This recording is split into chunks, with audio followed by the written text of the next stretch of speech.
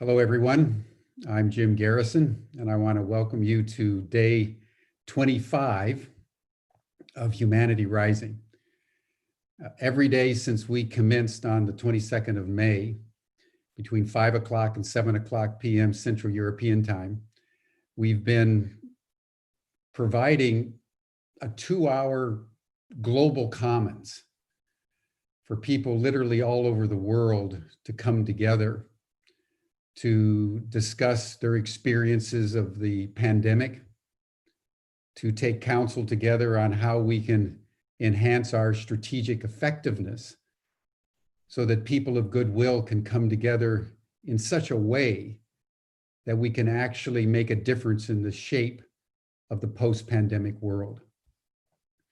We're being live streamed on Awake TV and Facebook and a half a dozen other social media platforms.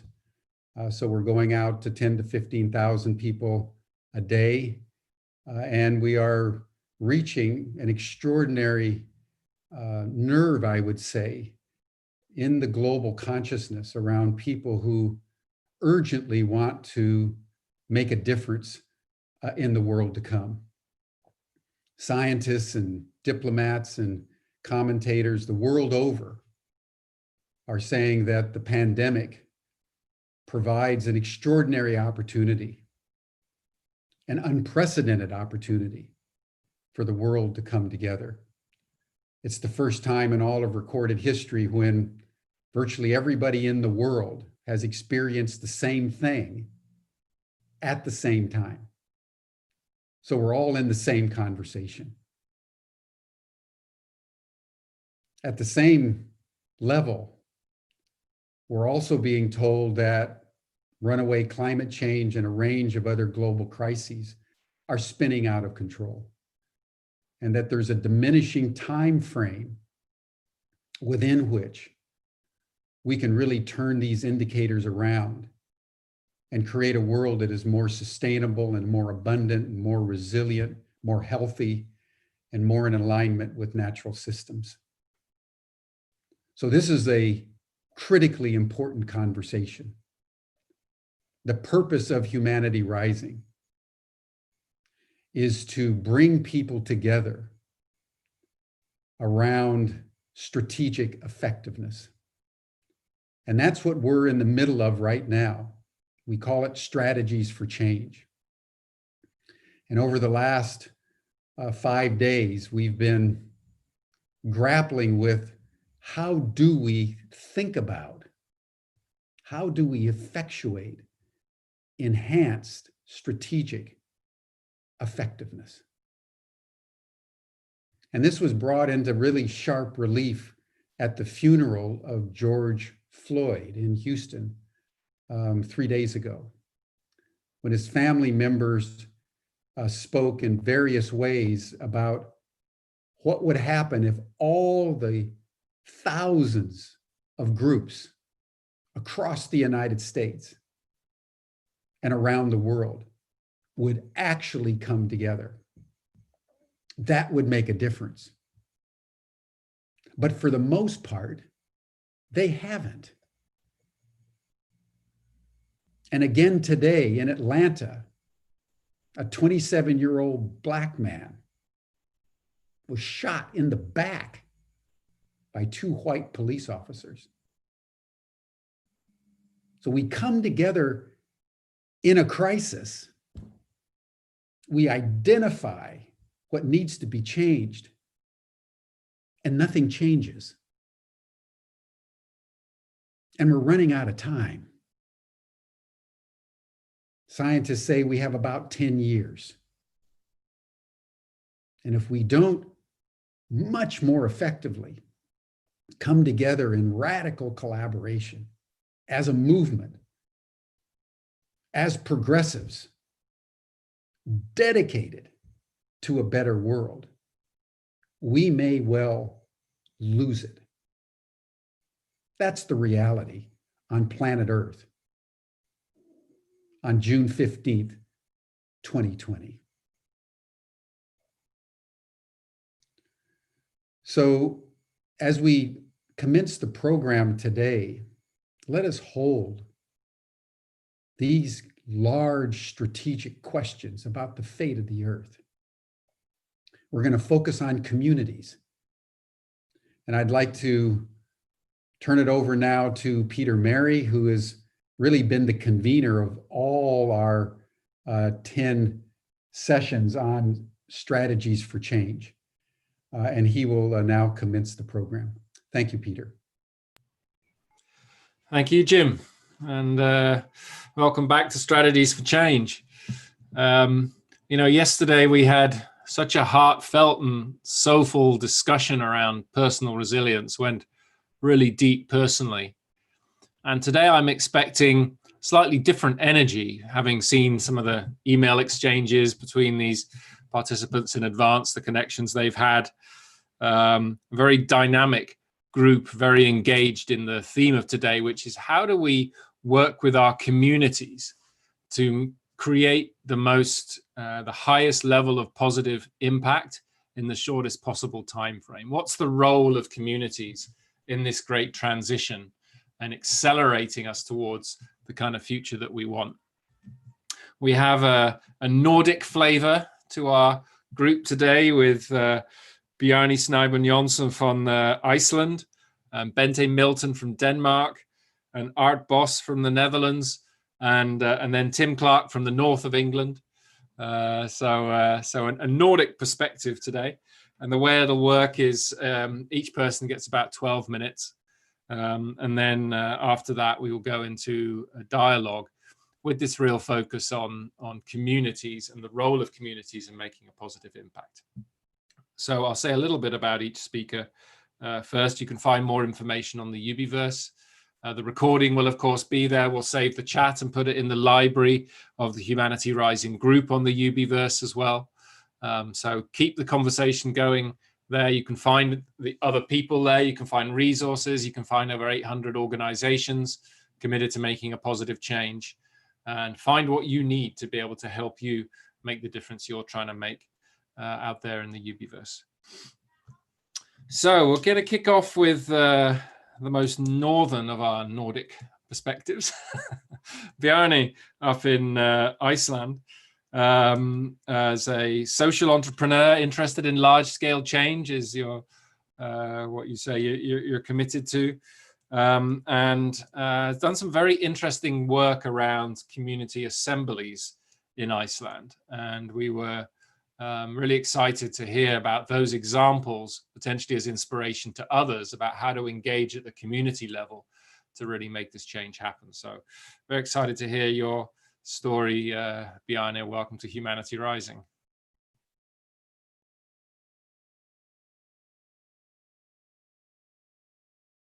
Okay, thank you. Thank you very much for giving me the opportunity to talk about the experience from Iceland, which started in the financial crisis. We were hit pretty badly by the crisis, and there was a lot of social unrest as a result. And there was a group of people who came together and thought, can we harness this rage and anger in a constructive way? So that was really the objective and the dream is to do that. And the outcome was an assembly of 1,200 people, 1,200 citizens, which were randomly sampled, most of them. And they had one day of a dialogue about the values and the future vision for Iceland as a sort of a recovery from the bad shape the economy was in. And this was done in 2009. And maybe if I can show you a video, very short, just 1 minute, just an overview of, and I can talk about some of the things that were going on.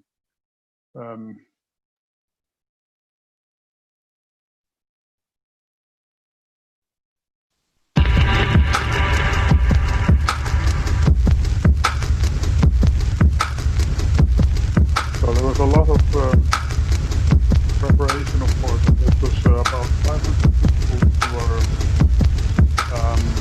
participating as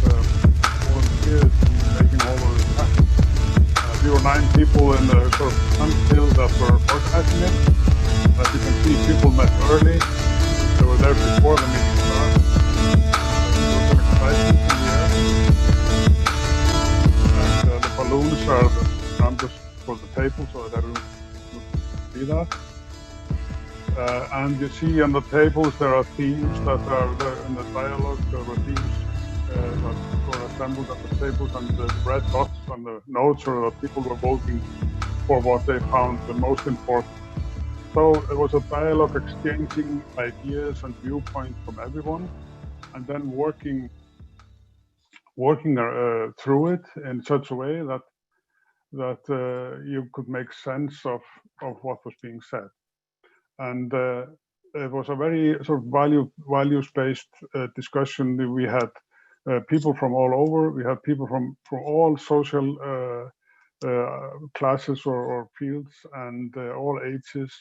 But they were basically, when you studied the data, it was a very sort of similar, because they were discussing the desired state. Okay, I'm not going to spend more time talking about the actual form of it, but the experience was very important, because the two things happened. One thing was that there were a lot of similar assemblies held all over the country by a number of associations and groups of people and so on, because the format was very simple but very structured, so it was easy for everyone to participate. So that was one part of it. It is sort of a well, I would call it a virus, not a very good word today, I realize, but it was something that infiltrated the system and really convened people in a simple way to start with an empty table and say, what is our desired state? What do we really want? And of course, from a certain question. And the other one was that a year later, the Iceland constitution, there was an intention to revise that, partly as a result of what happened in the crisis. And the beginning of it was an assembly like that, and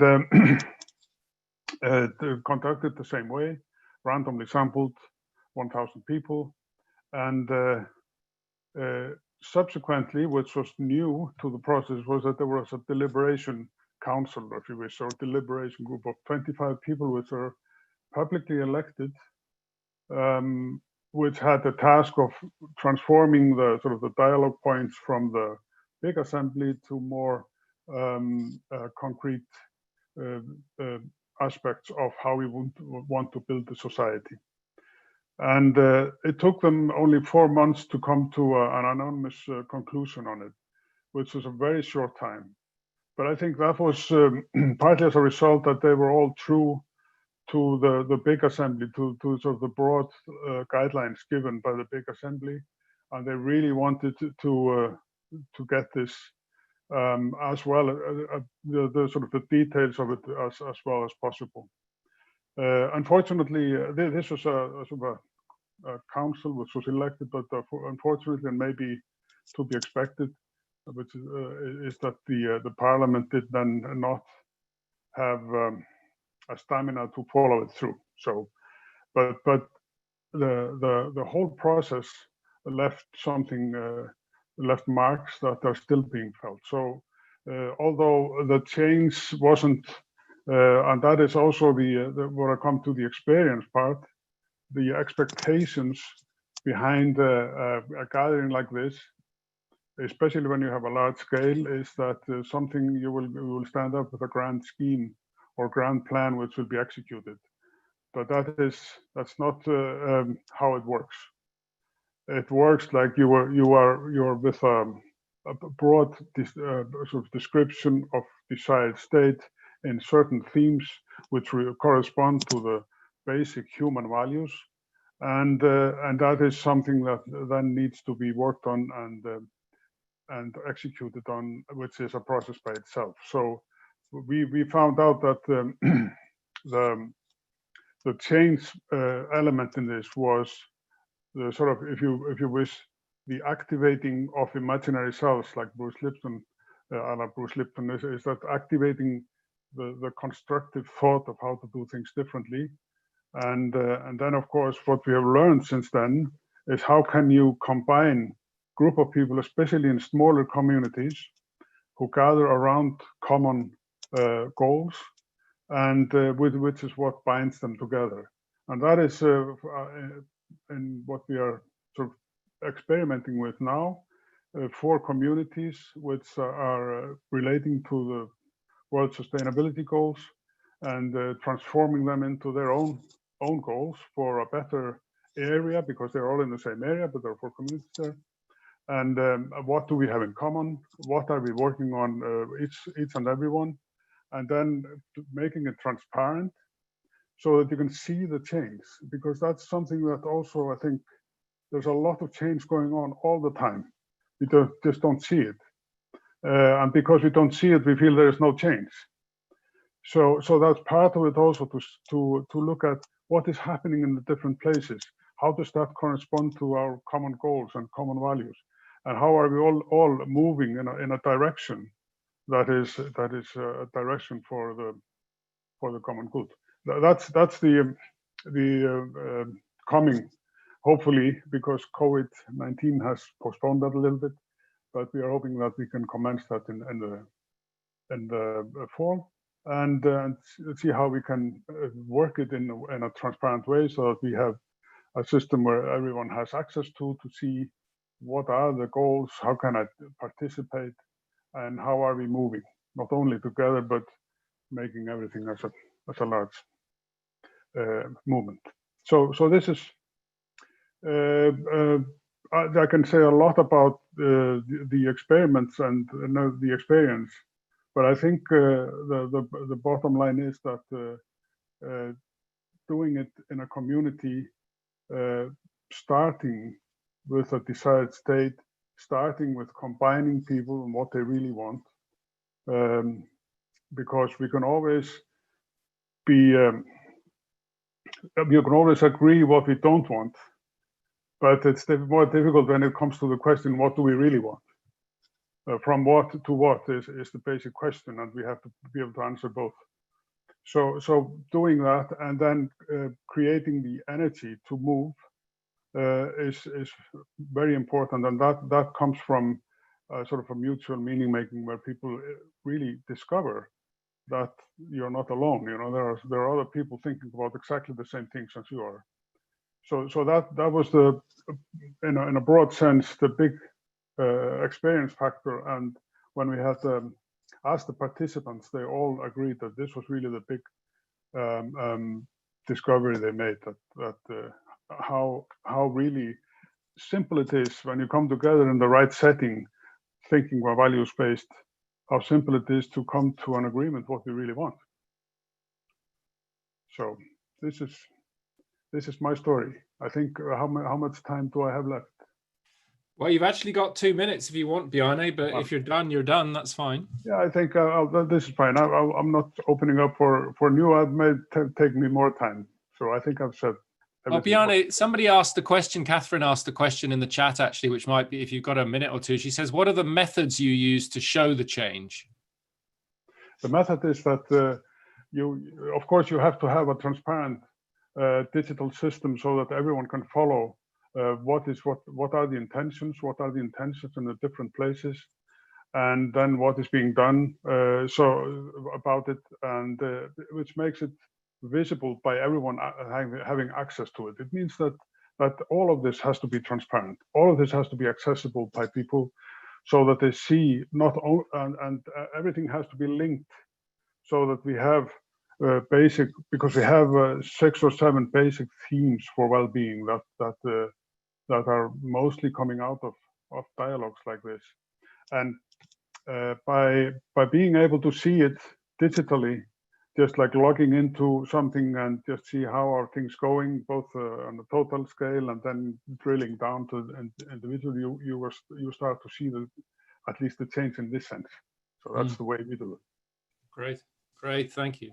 Somebody else has asked where to find info. We just noticed that Bjarni, for some reason, didn't have a profile yet on the UbiVerse, so we're getting that set up now. As soon as it is, Bjarni, maybe you'd be happy to post a little article about it with a link to more information. Yes, I'll be happy to do that. Most fantastic. Thank you. Great. Yeah. Yeah, very inspiring to hear about that, and raises some questions maybe we can go into later in the dialogue about the creative tension between community engagement and these kind of processes, this bottom-up process, and in a way, the top-down democratic processes. So what happens if out of the community, people come up with these great ideas, and then Parliament, which is democratically elected, says no? I mean, how does that interface work? It's quite an interesting one, maybe to explore later. So now going a little bit further south, Bente Milton, who I've known for many a year, one of the most passionate change activists I know out there, seems to have the biggest network on the planet, and originally involved in documentary filmmaking, and we collected actually around our shared passion for virtual reality and its possible transformational role. That technology unfortunately all slowed down a bit, but Bente's still at it, and most recently been working on the City Transformers project. So Bente, why don't you just let us know, what have you learned through all of these experiments with working at the community level about how we can really engage communities to make the most effective change?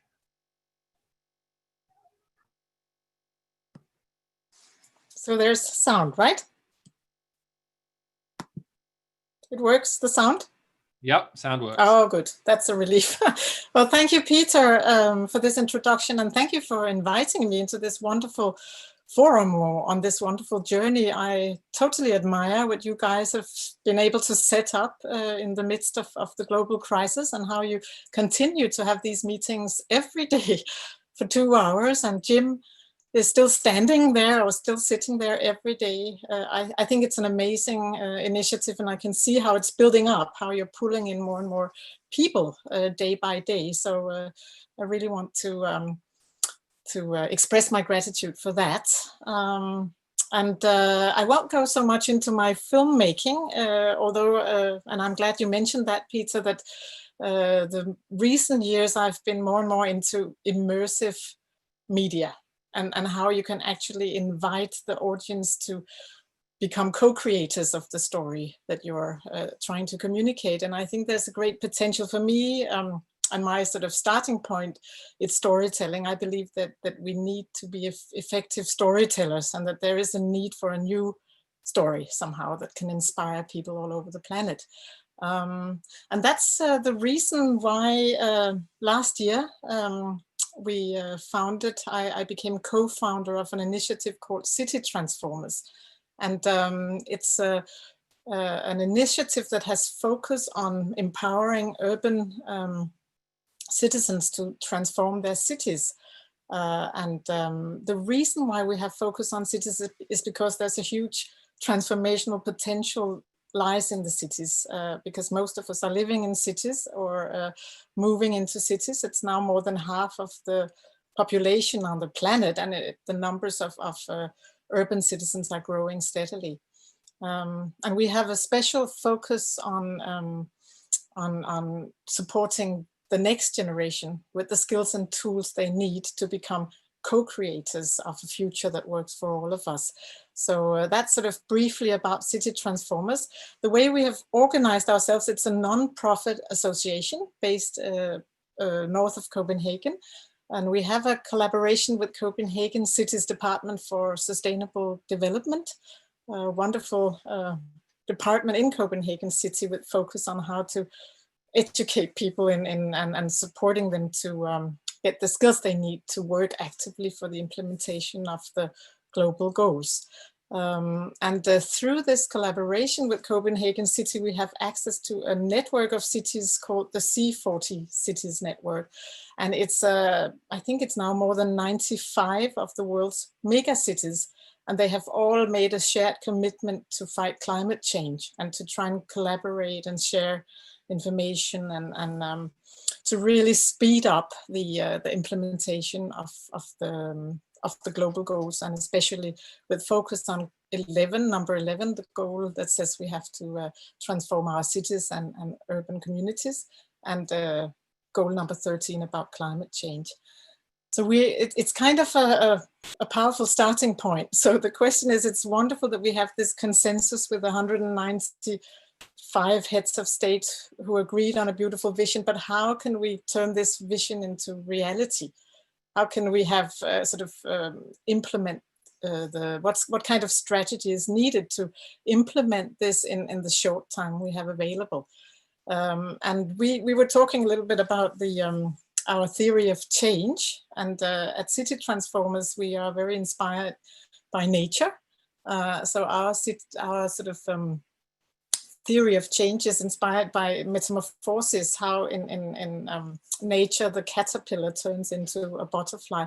It's an extremely interesting process that maybe it's easier actually to look at a video because Bjarni mentioned Bruce Lipton, to just have a look at what happens inside the body of a caterpillar once the imaginal cell starts to wake up and talk to each other. So maybe just a quick look at this video, Georg, if you can help us put that on.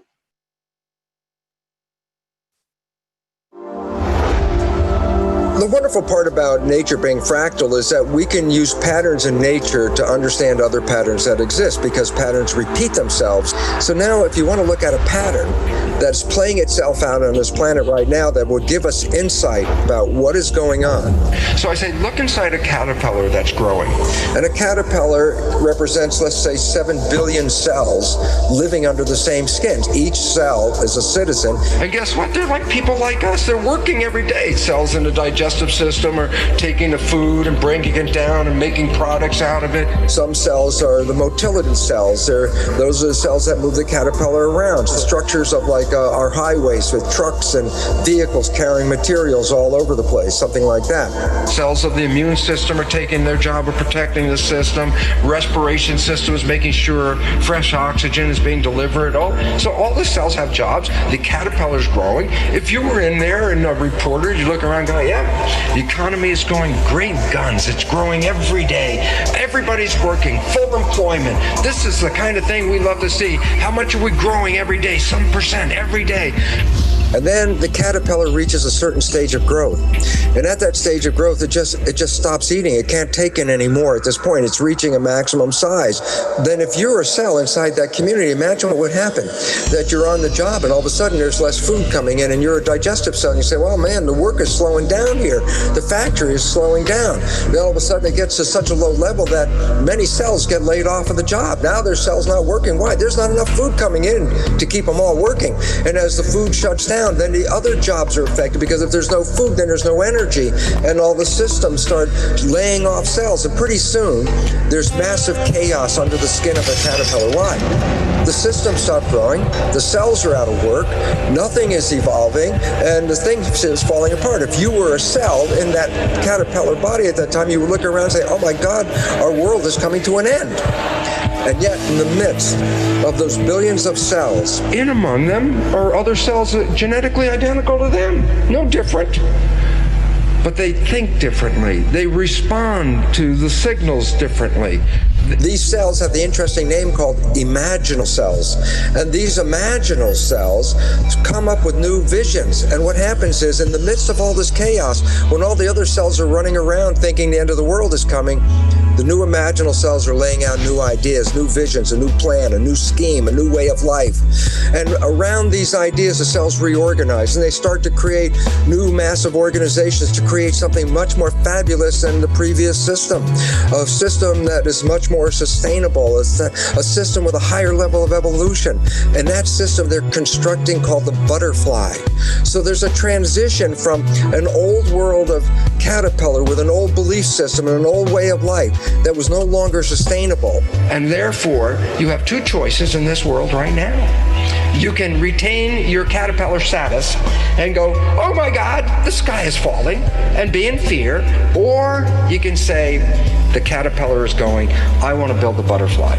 Why? Because if I become active and positive in the process of building the butterfly, I'm engaged, I'm working, we're creating the future. If I sit there and bemoan the loss of the caterpillar, then I'm making myself sick and everything around me. Why? I'm not contributing to our evolution. And so, where are we? We're at the demise of the caterpillar stage of civilization and the rise of the butterfly.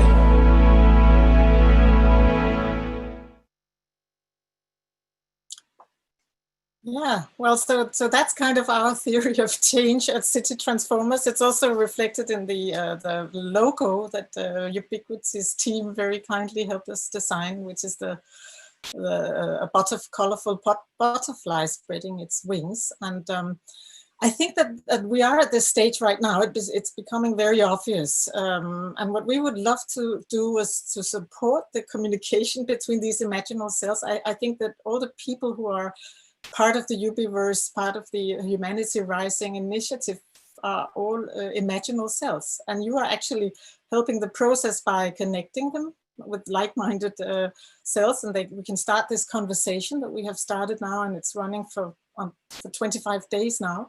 And the next stage, when it really becomes interesting, is when the clusters, when the hubs of imaginal cells starts to communicate across the body of the caterpillar.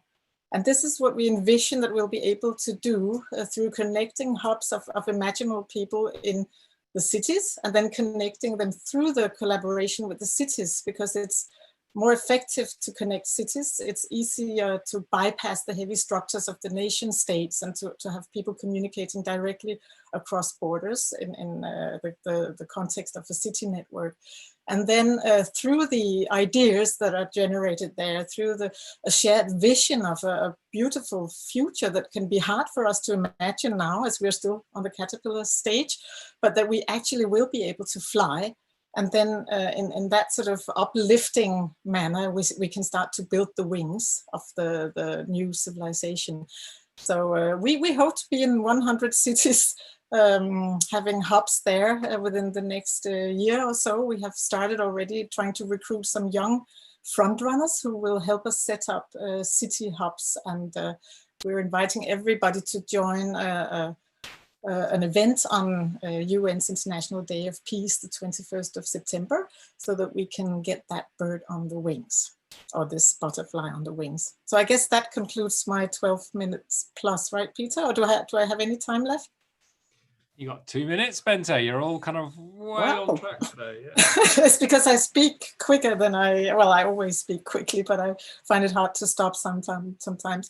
But let me just then explain what happened in Denmark, because as it was mentioned in one of the earlier sessions, I think it was Richard Barrett who talked about the Nordic secret and the Nordic countries, and that there is a cluster of countries already who are a little bit front running, and I feel very privileged to be in the Nordic cluster of countries and in Denmark, because we have actually there was an overwhelming consensus in the Danish Parliament that we should set up a citizen assembly, green citizen assembly that would be collaborating with side by side with the government, feeding ideas and proposals that comes directly from the grassroots and from the citizens out there in their communities.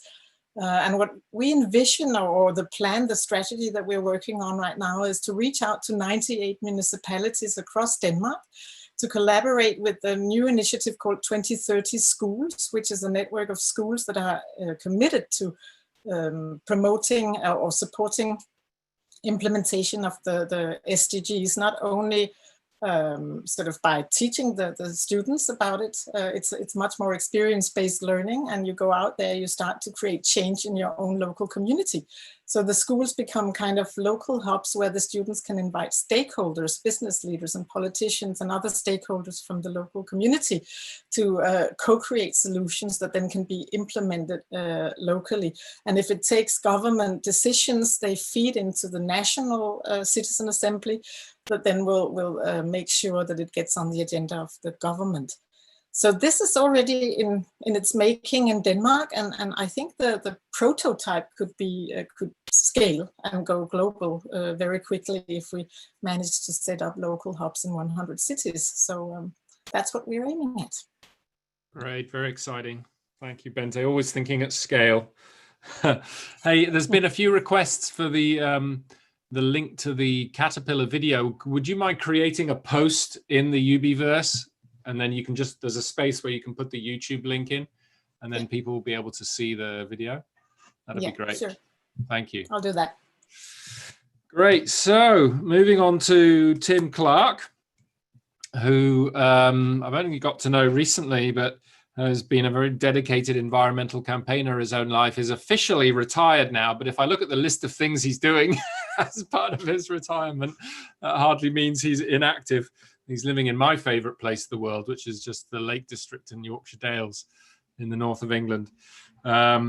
And one of the many things Tim does is he works with an organization called ECOLISE, which is a big network of, initially coming out of Europe, communities, looking at how communities can make a positive impact, and now expanding it also beyond Europe. So very much looking forward to hearing Tim's story about what ECOLISE is up to, what they've learned about the capacity for communities to really make a difference. Thanks for joining, Tim. Thank you very much indeed, Peter. Well, let me first of all join with Bente in congratulating Jim and the Ubiquity University team, including Peter, for putting on this amazing event. And I hope during the conversation later, I'll have an opportunity to tell people about my own personal metamorphosis story. I was there at the opening with Jane Goodall, for whom I had the greatest respect, and I've had the privilege of working with for 10 years, and her wisdom continues to enrich us all. We're living in a world of perpetual change, and every individual has a choice whether to go with the flow or to try to bring some change themselves. And like Jane, I fundamentally believe that all of us has the capacity to affect change. Every single one of us can make a difference. Indeed, I think that should be really our daily mantra. What difference can I make today? And of course, there's no one size fits all way of doing this. Everyone is different. This morning, I was listening to the BBC radio, which I do most mornings, and they were talking about the Black Lives Matter protests. And it's incredible to see how this has spread like wildfire across the globe. In a matter of 2 weeks, the new symbol, taking the knee, has become a universal symbol of the fight against oppression and racism. And I heard on the program how the UK Prime Minister, Boris Johnson, had written an article in a Tory paper this morning on the defacing the Winston Churchill statue. And he made a proposal. And his proposal was to create a special commission of eminent people to look at this issue and report back by Christmas. I also heard 5 minutes later an interview by someone called David Lammy, who is the opposition justice minister. He was very angry. In fact, you could hear him thumping the table, saying the last thing we need is yet another special commission. And he reeled out a long list of commissions of a similar nature in the past, all of whom had made dozens of recommendations on this theme, but virtually none of them had been implemented. What he said is, we need action, and we need it now. And my sense is that the people listening to this webinar want action. And Humanity Rising is all about refusing to accept the status quo. We demand a new paradigm, a new way of doing things. In fact, tonight, immediately after this program, I'll be joining a Zoom call with a local activist group that I'm part of, something called Ambleside Action for a Future. And Ambleside is a tiny little village, 3,000 people in the middle of the Lake District, a World Heritage Site in the UK. And this area, this area, I should say, attracts 20 million people per year, most of them who arrive in their cars. And thousands of these cars end up driving through our little village, bringing noise, pollution, damaging our health, damaging nature. And our group tonight will be discussing the launch of a new initiative to keep them out. We want visitors, but we don't want their cars. We want to set up a sustainable and integrated transport system, new cycle paths, pedestrianisation, and so on. And our conviction is that if we can get the whole community on our side, we'll win the battle. But we know it's not easy. There are many, many vested interests that want to keep the cars flowing. And tonight, we'll be defining the best strategy to get the whole community on our side. Is it petitions, open letters, lying in the streets in front of the cars, people waving placards, making films, meeting our local MPs? They probably all have their own role. And I've been working on development issues for 35 years, mainly in Africa. And development is about change. It's about hopefully bringing better solutions to people's lives. And at a certain point, I realized that top-down development can never work and can never bring lasting transformation. I had what I called my Martin Luther King moment, my dream, when I was driving through a small village in Tanzania. My institution, the one that I was working with, the European Union, had been building roads and hospitals and improving agricultural techniques. But the village where I'd parked my car seemed like it was in a different world. Everything was in decay. There was a sense of despair and rejection. People seemed to have lost any respect they'd had for their surroundings. Development funds had completely passed them by. No one was interested in them, the government, the donors. They were destined to remain poor and vulnerable for the rest of their lives. And at that moment, my flash moment, I said, I have to make a difference. And I had to help try to bring them self-respect, wealth, peace, and a future worth living for. And on that day, I worked to create the European Union's first ever eco-village development program, empowering communities to take their lives into their own hands. We started in 2007 with 3 eco-villages on a pilot basis, funded by something called the Global Climate Change Alliance, linking the European Union, Africa, the Caribbean, and the Pacific. The budget for the program then was 6 million euros. 13 years on, the number of countries involved has gone from 4 to 80, almost half the world's nations.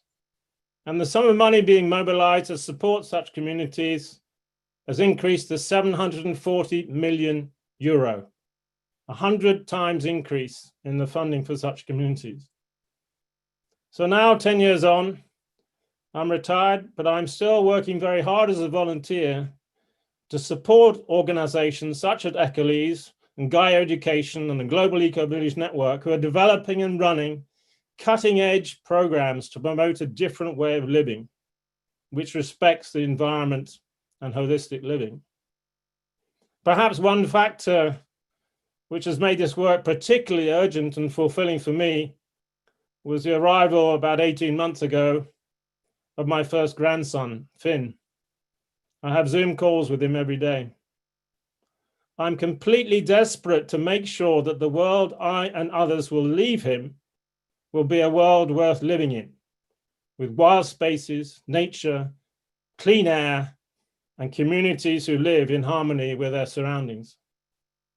We all know there are existential threats to our existence. We cannot simply fold our arms and leave it for another generation to solve.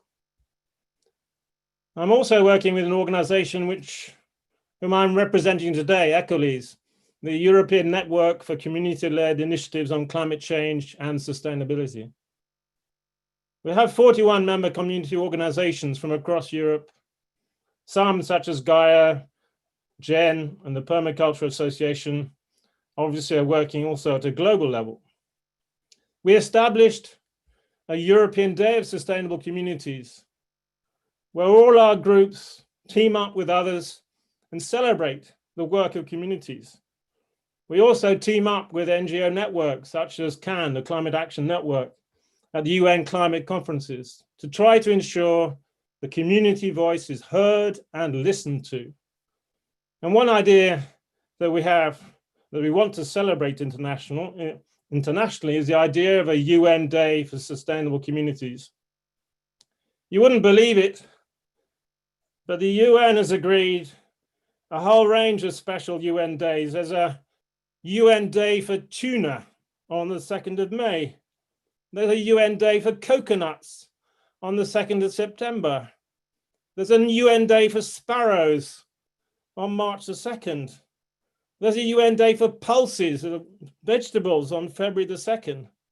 Why can't we have a UN Day to celebrate the work of communities around the world who are trying to live in a sustainable and regenerative way?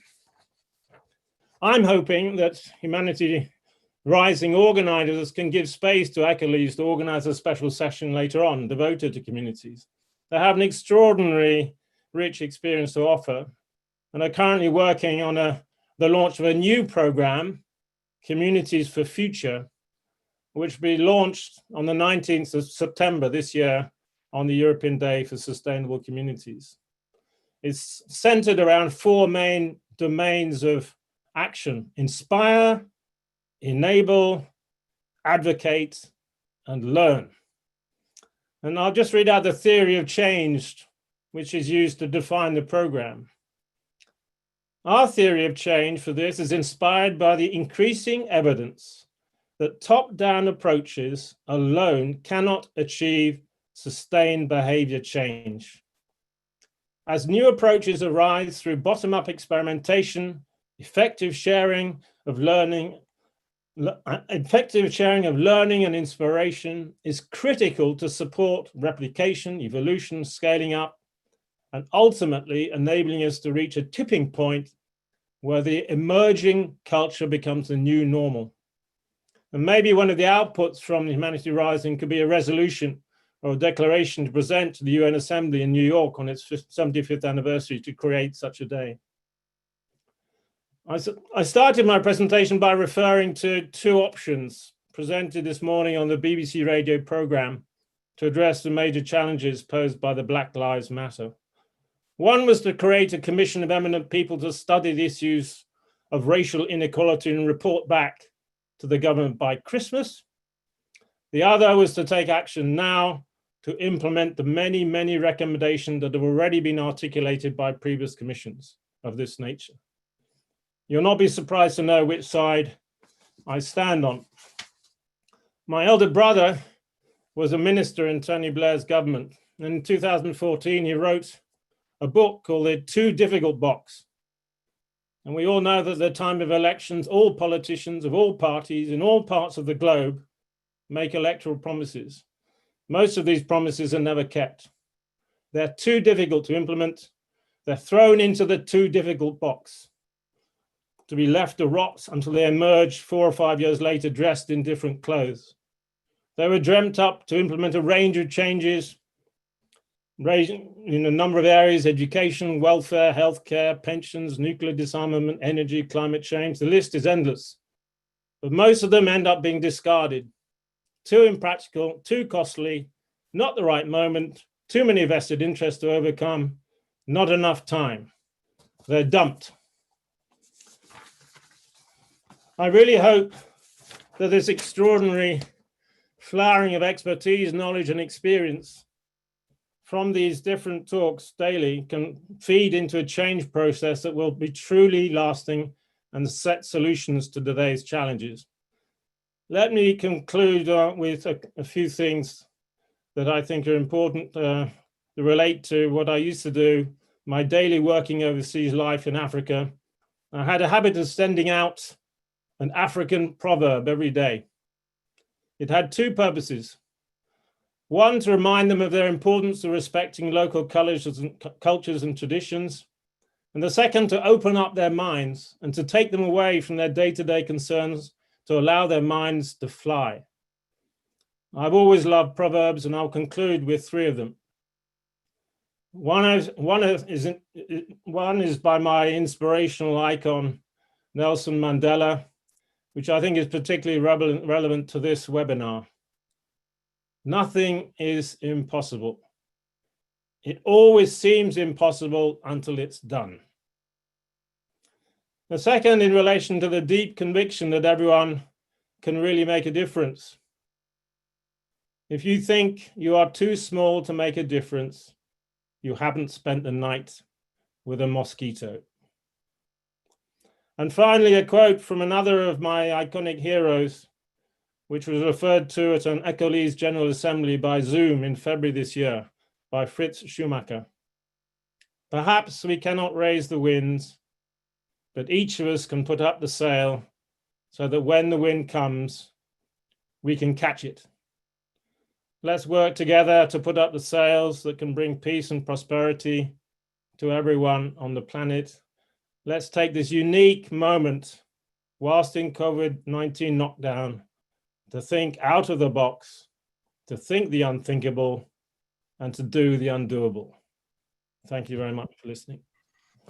Great. Thank you very much, Tim, for the inspiration and experience. There's quite a few comments. One in particular is asking if you would share the proverbs, so maybe you can add a post to the UbiVerse with all your favorite proverbs. And then people in the comments could add their own favorite ones, and we'll just build a big proverb post. That would be fun.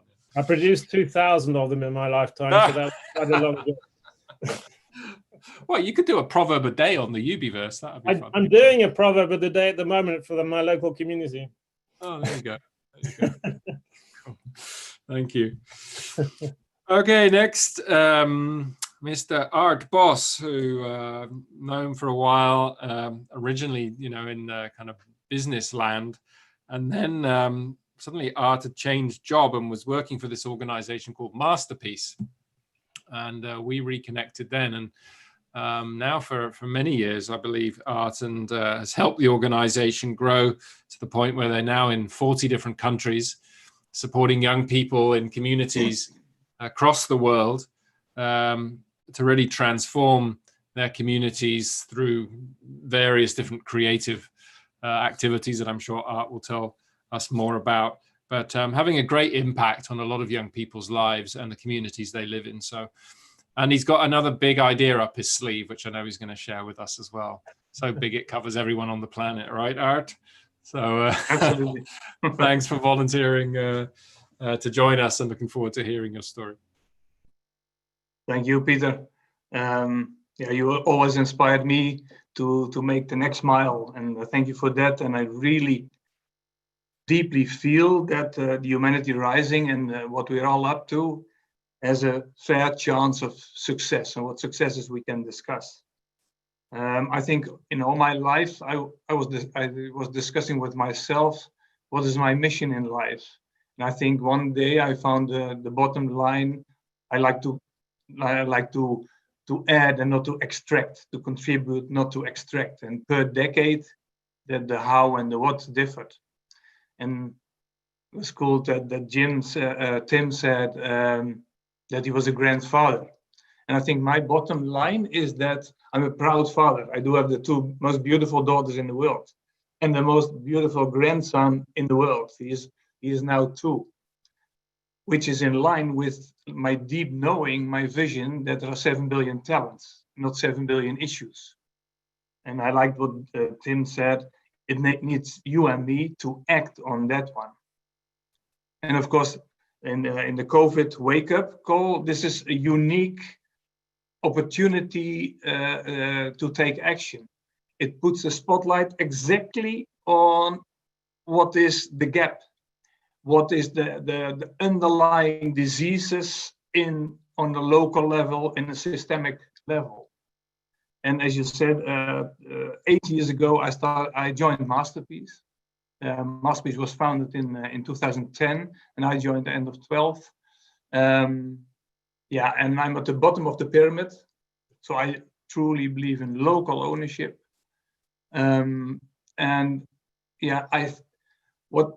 What we can do, so I think the talents that are there, the potential talents, we outnumber the negative. And I will share a few slides with you. Let me see, where is it?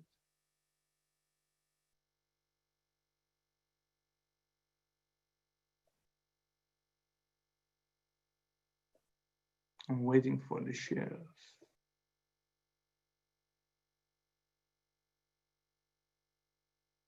No.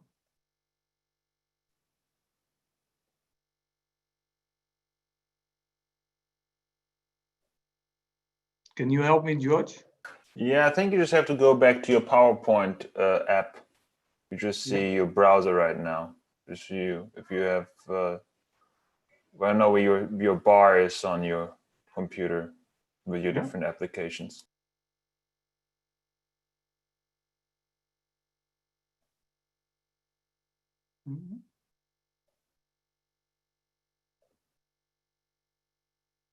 Just let us know when it works again.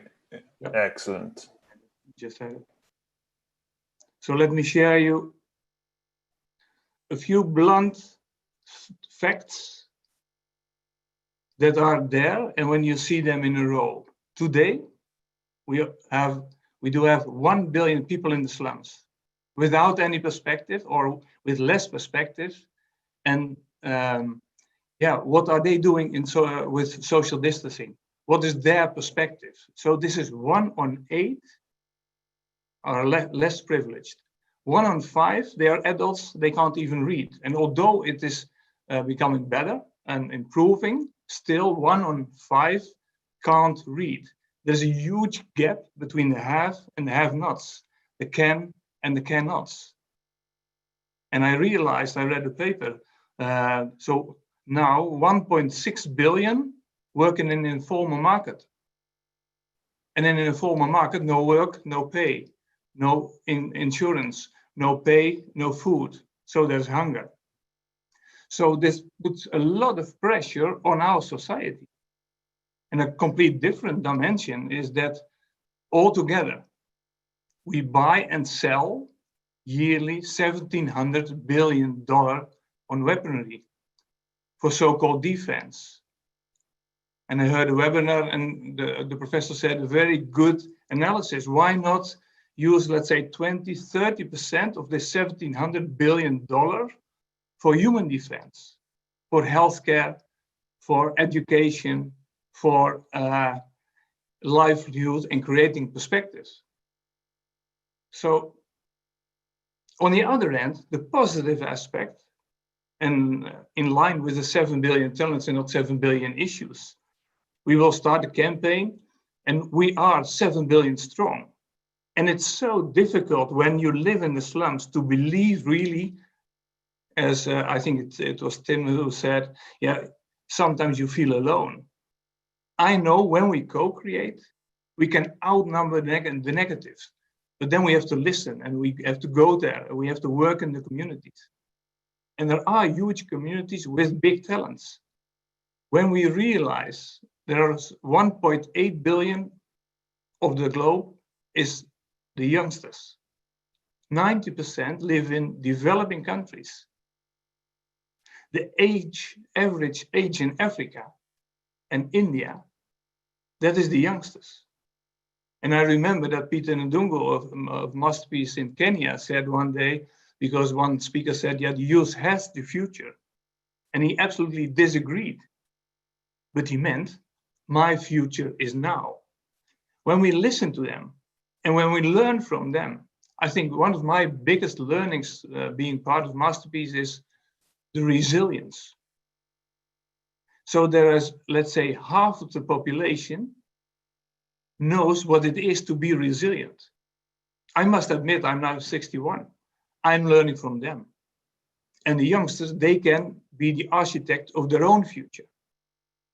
And that's also, let's say, the fundament of what we have as a MasterPeace. I heard Jan Rotman last Friday telling about, let's say, key elements for strategies for transformation. Bottom up, the pyramid upside down. So I'm at the bottom. We license local NGOs or social enterprises or a group of students. We license them based on shared values. So no criteria, only shared values. Two difficult ones, positivity and impartiality. So per day you fail, but that is the intention. Local ownership, as being said, and as MasterPeace, we analyze projects, we tag them to the SDGs, and we see this works in Nepal. Why wouldn't it work in Nairobi or in Medellin?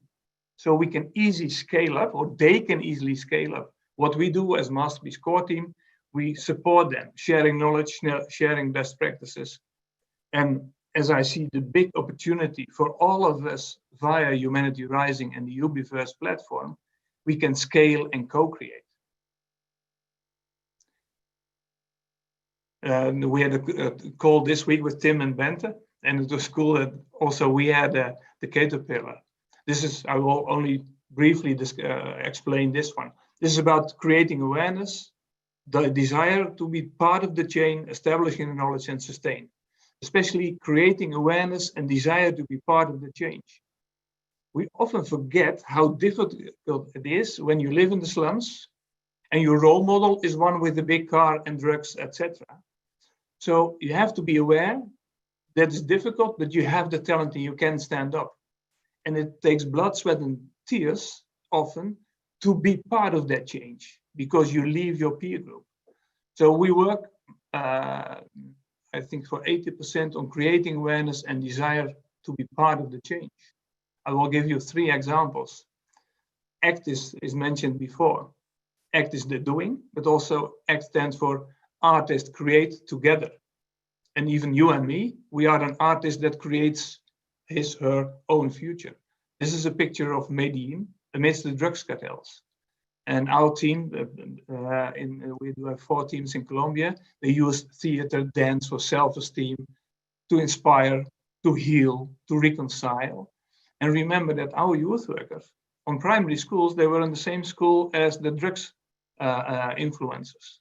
So they took the space for positivity, and they now Medellin transformed the last 20 years from the most violent city into the most innovative city. So we can learn what they did, repurposing spaces, improve education, and using culture to bridge. Another one in Europe, ACT and dialogue. In Europe, we see, let's say, the youngsters, they don't understand, they don't listen to the governments or Brussels. So it is about ACT and dialogue. Listen to them, giving them the floor, and not only just for the workshop, but also in the primary process of the democracy. And the third element of our so-called theory of change, which is culture, bring them together for the dialogue. In the dialogue, we create perspective. As the G4 of the UN, the education and gender, they are important, let's say, alignment topics. When this is a picture of Nepal, children had to walk for 2 hours to go to a school. So when there is no school, we build a school. When there needs to be teachers, we find the teachers and we educate them, find materials. And to create opportunities, perspective, to tell them, let's say, to inspire them, to listen to them. I think this is, yeah, then I don't have a job, but a profession, but a passion. And so this encourages me to work almost day and night to facilitate the MasterPeace teams in 40 countries. And it's not about the numbers, I think. I do have a business background.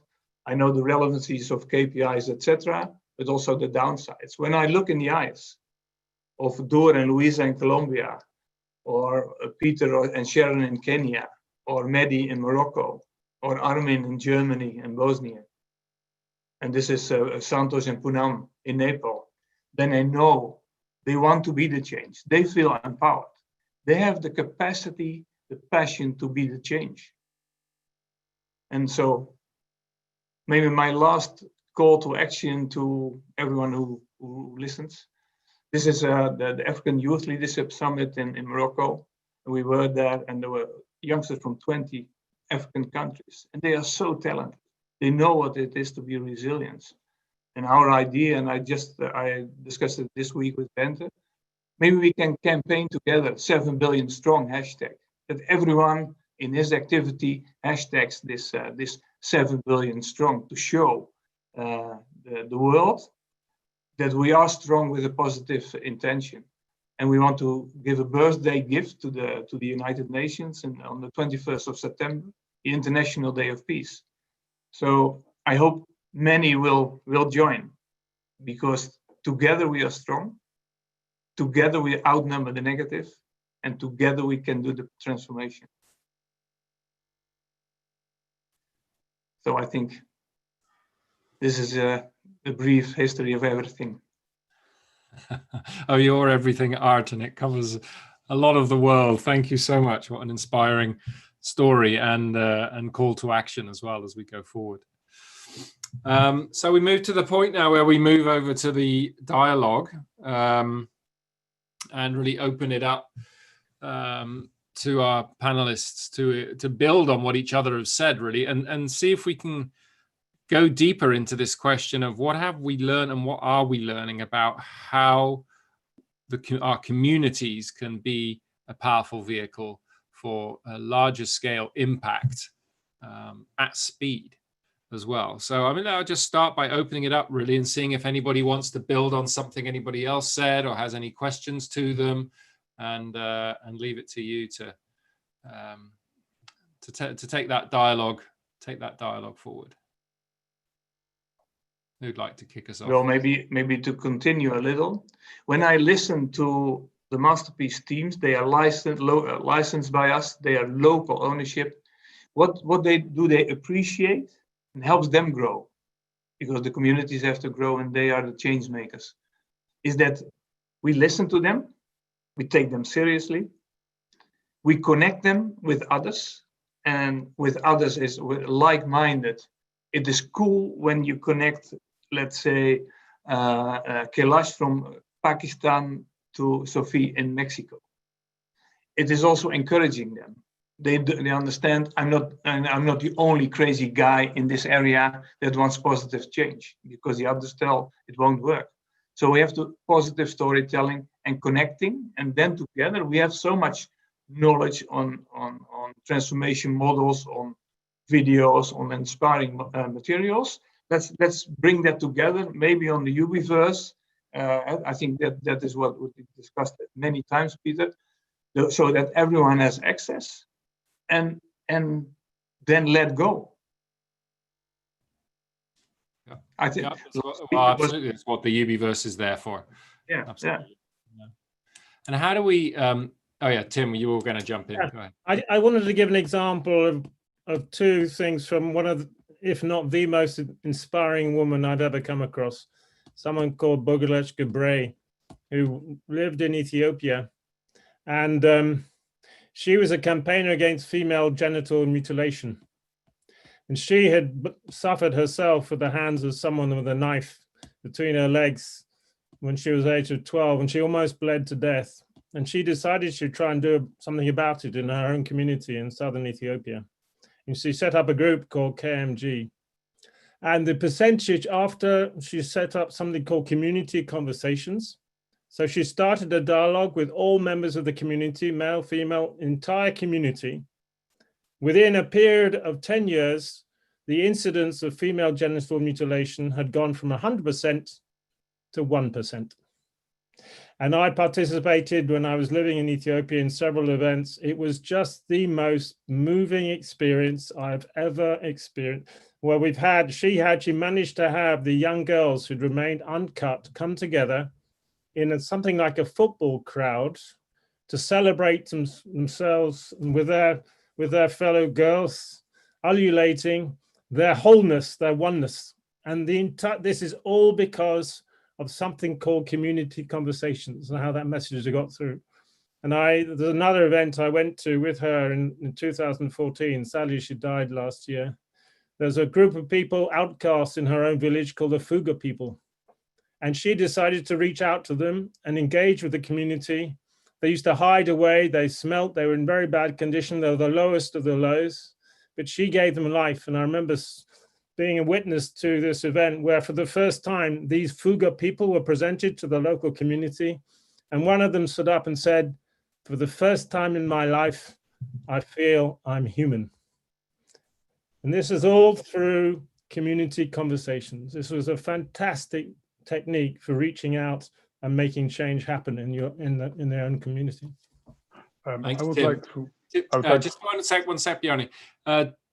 On these examples, Tim, can you just say a little bit about the conditions that were in place that enabled that success. So what was it about what they did or about how they did it that made it successful? The extraordinary thing about this woman was she was vilified, attacked by the government. She was hated.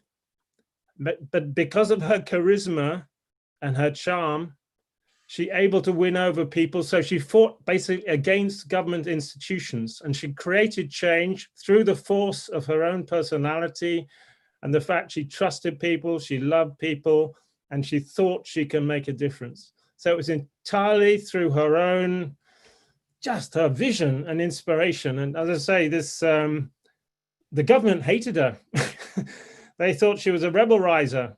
They didn't want to talk to her at all, but it was through the drive of one individual. And I think actually everyone is capable of doing that in their own world. I try in my own little world, but I'm sure all the people, all the panelists here and others panels, they all do that in their own way. But this woman was just unique. She was absolutely spectacular, just through her own vision, dedication, motivation, with attacks on her all the time, but it happened. Right, thank you. Sorry, Bjarni, go ahead. I just wanted to add a very moving story, and also add on the importance of the conversation and everything around that, because we have all sorts of activities which are mainstream activities among people, religion, sports, business, and so on and so forth. But it seems where people have venues, they are coming together, they are doing things, they are doing it in a similar way, they are practicing. They are really improving on their skills in these areas. We don't have things like that for democracy or conversation or citizen conversation. Where do we have the venues for that? Where do we train people to do that, for doing that? How are we really cultivating the sort of the condition for having a conversation? Because as we say in Iceland, words are always a start. The power of the conversation, the power of meaning making and the shared understanding, we often underestimate that because we are so mechanistic in our thinking that we think we already have sophisticated plans, everything will be in order. But that's not really the case. The case is that we create this transparency and understanding so that people really realize by talking together and looking each other in the eyes, whether it's electronically or physically, and really, feel the commitment they have towards themselves, because they could both or all be in a similar position. So I think hopefully that is something that we will have, like we have churches and we have sports arenas and we have all sorts of things dedicated for people doing these activities. We would have the similar things really designed to promote the conversation with an organization. That's my dream, at least, just to add that. Maybe I could build on that, Bjarni, because there's, and I totally concur with what you're saying, the value of having meaningful conversations, but as Jim also is stressing every time we hear about that is how do we turn the vision into action? The meaningful conversation has to somehow be turned into action. And I know that you have also been working on the development of a tool called Decide Act, which is a strategy implementation tool, because sometimes things get stuck when you have the consensus around a great idea, but then it has to actually be implemented. And how do we do that? How do we make sure that that we make the most of the momentum? So I don't know if you want to elaborate a little bit about that, but it's something we would love to include in our organization here at City Transformers, because we've seen time and time again how beautiful momentums are created, and then everybody agree on some kind of a vision, but then when it comes to the implementation, it very often gets stuck there because it takes a certain type of persistence to actually turn your ideas into reality. Could you share a little bit about that, Bjarni? Yeah, yes, that's what I mentioned earlier, to make things transparent. It's that people can follow what's going on, but it's also a part of it's another saying, everything which gets attention grows. That is, you need, if you have built a possibility to pay attention to what is going on.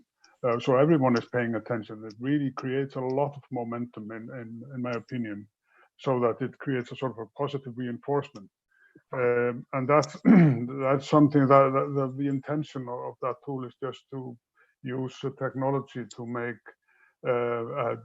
make intentions visible and to make commitments visible, and then to be able to follow are they coming to fruition or not. And that is really geared to the sort of built up around themes and built up of different things that people in a community might decide to do. So without going into details, but that's really the way of being able to pay attention. I think that's a very, very important part of this whole thing. One is conversation, and then something is happening and we can pay attention, so we can participate, we can support, we can encourage, and whatever we want to do in order to facilitate the speed of the change. So that's really the intention with that tool, yeah. And also just Bjarni, building on that, how do you see the interface between this kind of work at the community level and the kind of formal institutions of democracy?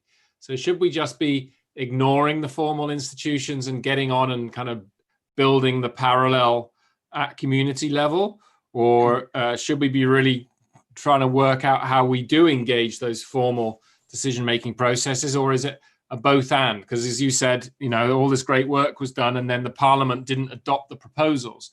So how do you see that interface between this kind of bottom-up community creativity and this top-down, I guess, ultimately the decision-making process at the national level, or even local government? Yeah, and anybody else feel free to jump in on that, right? Well, I think that's a very difficult or important question, rather, is this top-down governance and bottom-up engagement, and how can you really combine these two? And as we are doing now in our experiment, is that this is being initiated by the communities, and so they are sort of supporting it and driving it as a sort of a top-down process. But the actual activities going on will be a bottom-up, because everyone will in the end be able to contribute, and people can gather together to solve issues they can solve. All of this, it's a bit complicated, but still, I think, to be realistic, and if change is going to really happen in communities, both of these things will have to work together. On the other hand, maybe that's unrealistic to assume that it can happen. I don't know, but that's still, if you want to do a constructive change, I think that's something that needs to be present, so that there is really a desire to facilitate the change that the citizens can really do by themselves.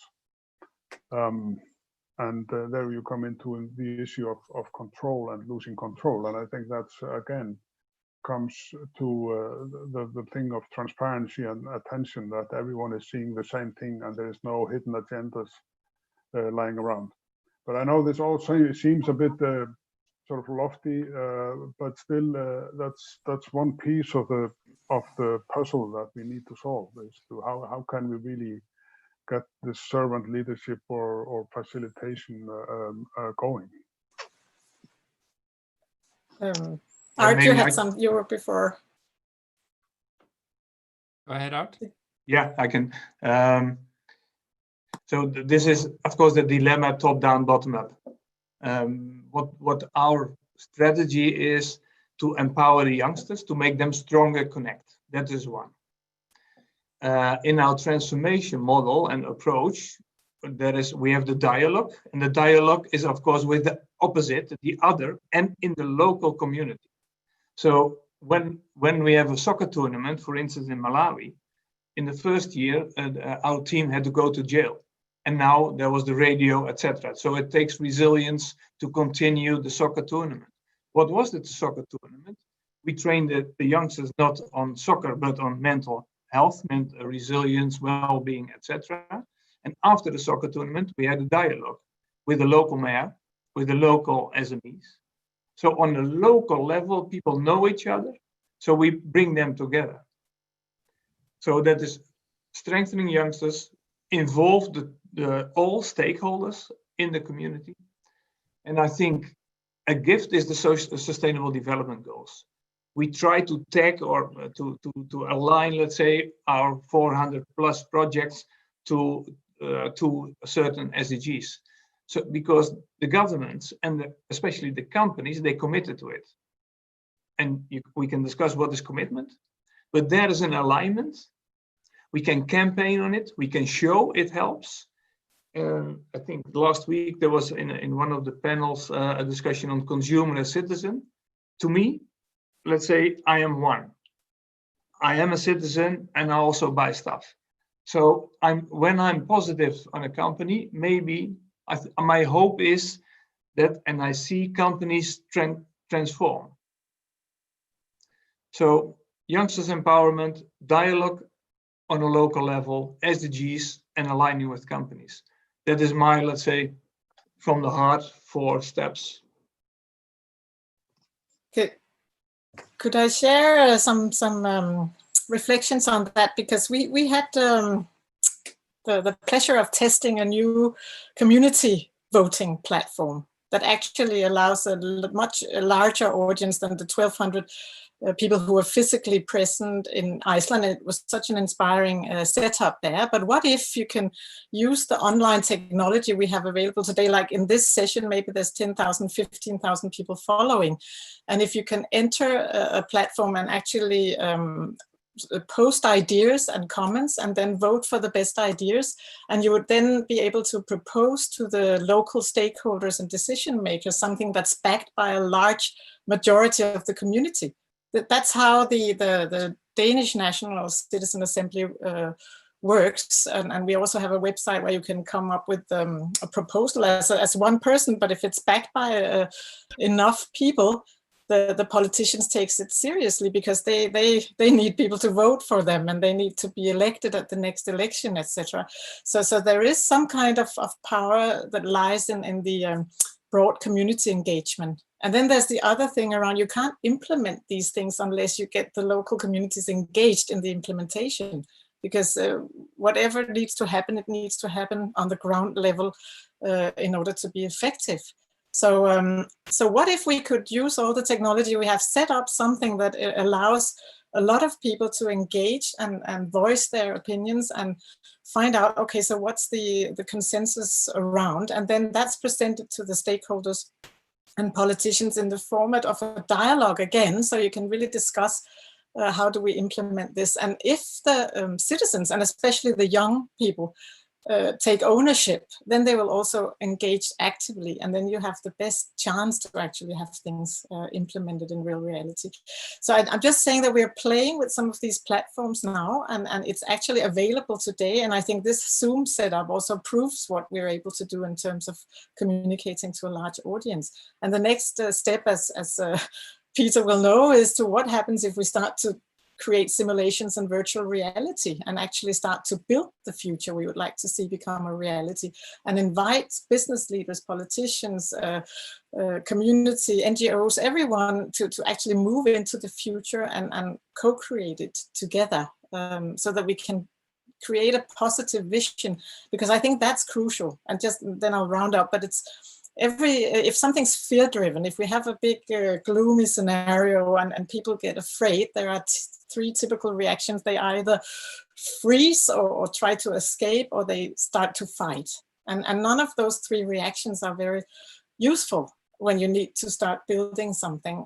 So instead of having this sort of lining up the scary scenario of what the future might bring, we could start to build a vision of what we would like to see happen in real reality. And once you see it visualized, and you can actually move into a future world and see what it would look like and what it would feel like to be a citizen of the future, then maybe you understand that it's actually feasible, because things develop exponentially right now. We don't know what technology can do in just 18 months from now. because it's developing all the time, and we can do more and more of this global collaboration and create like a neural network of resources globally that can then feed into the decision making and help us make wise decisions on behalf of future generations. I find that really crucial.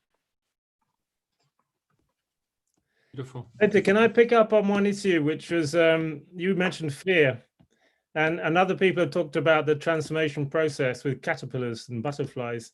And I have one interesting example, I think, from my life in Ethiopia when I was based there a while. On one occasion, I wanted to create an artwork outside our office. And I don't know if anyone here has been to Addis Ababa, but the capital of Ethiopia, is full of military statues of people sitting on horses with shields and swords and the rest. There's not a single piece of art in the whole of the city devoted to nature. And I was interested in trying to create a piece of natural artwork which would actually bring that new perspective to people living in Ethiopia. And I contacted a local artist who I think is a genius, a guy called Elias Sime. And I said, please, can you design a piece of artwork outside my office, which will bring the plight of endangered species to the fore, which will create a vision of a different type of society with butterflies and caterpillars and the rest of it. He said yes. He got on, started to develop this thing. And gradually, it was a long piece of artwork, about 10 meters long, the length of a road. And started getting all sorts of opposition from people from the local community saying, what the hell's going on here? And I looked at the piece of art as it was being constructed, which was the shape of a caterpillar. And I suddenly realized that they thought it was a snake, a serpent. And actually what I was trying to do was to build something which was sending nasty messages to the Ethiopian people, dragons. So I contacted the artist and I said, well, can you add something to this which takes away this notion that this caterpillar actually is a danger to local society? I said, can you attach some butterflies and frogs or anything to make this seem less like a dragon? And he understood. He started doing it. And then I had another series of phone calls from the local community saying, we hate this. You are sending these dragons. We're going to move in the bulldozers and remove it. I said, no, can't do this. This is a national treasure. You're going to appreciate this in the long term. It'd be a wonderful thing. The first piece of artwork in Addis devoted to nature. And I was on an event with the patriarch of Ethiopia. And suddenly I had a phone call from the local community saying, we are going to come in with the bulldozers. We will take it away. And so, no, we can't do this. We have to preserve this wonderful work of art by this Ethiopian artist. And the mayor of Addis contacted the community and said, no, the bulldozers are not allowed to come. That piece of art has to stay.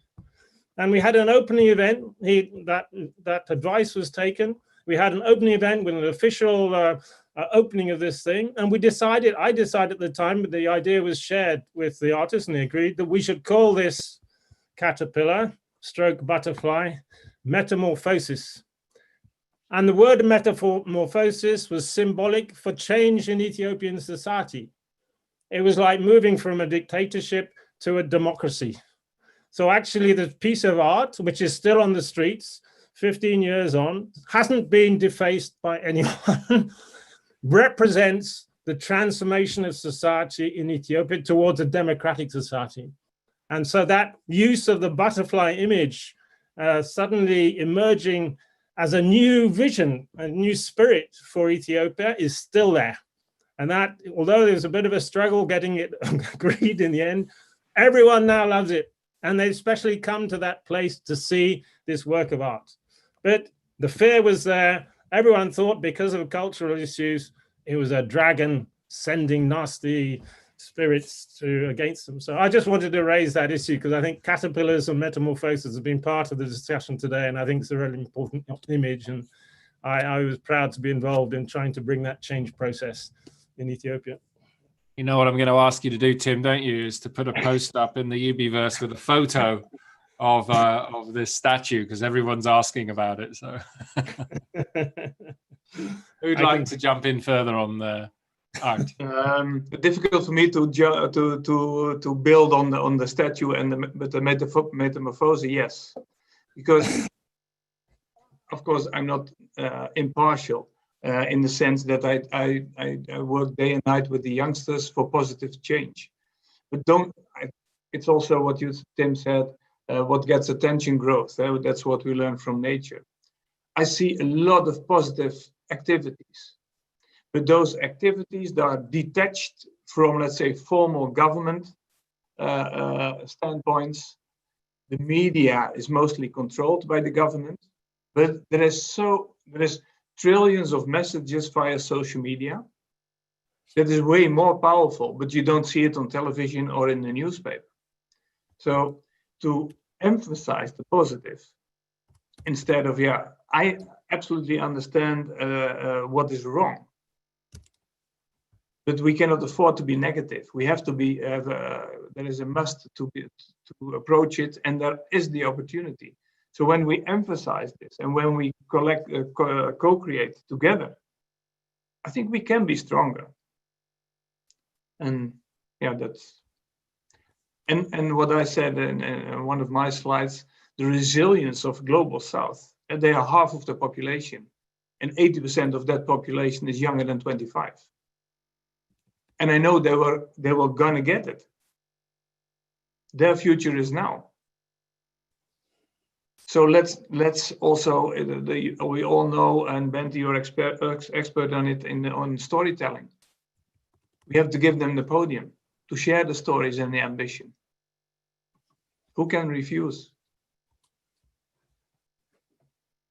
Bente, there was something. Oh yeah, there was something you said apparently that a couple of people wanted you to go back to. I'm not quite sure what it.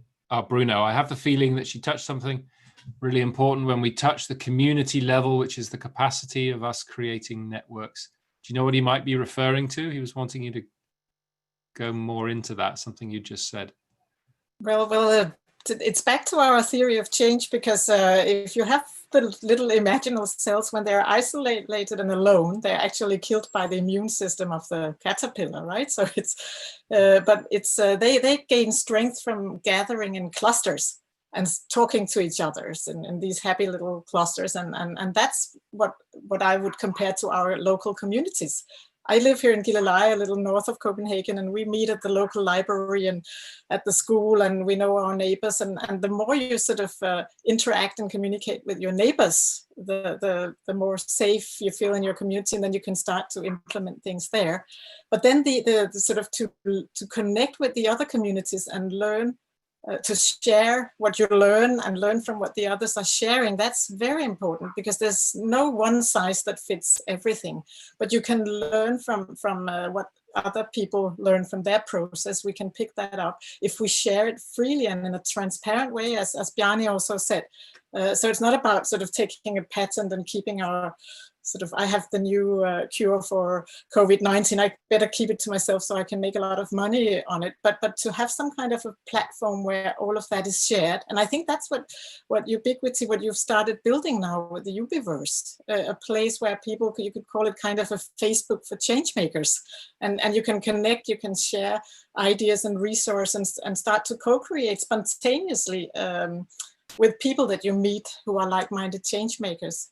And that just brings me to this, one of my favorite people, Buckminster Fuller. And I think there's been many references to Buck, good old Bucky, but his vision of a world game that came up more than 60 or almost 60 years ago, the idea of creating this big logistic game that would enable people to collaborate across borders, sort of across disciplines and borders and the generations, to create solutions and then share the best ideas so that they could be implemented locally and globally. But that was before we had the computers and the internet and the iPhones and everything. And we also now have a whole new generation of digital natives. I'm the mother of 5, so I have a couple of them around me here, and they have such brilliant competences when it comes to playing with all of these gadgets.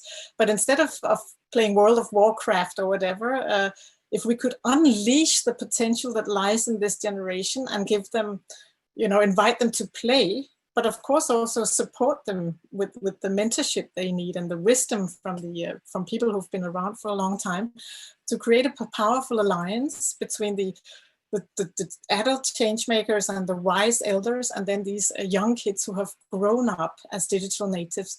I could see a new world game unfolding that would have the power to transform the world in a very short time. Right. Hey, there was one comment in the chat that I'd like to go back to, and I'm sure none of you were intending this, but who was worried that, the problem of professional arrogance, that the experts come in knowing better than the local people. So we have a creative tension between local context, the need for ownership and adaptation of things that fit a need at the local context, and at the same time, this idea of sharing rapidly successful practices.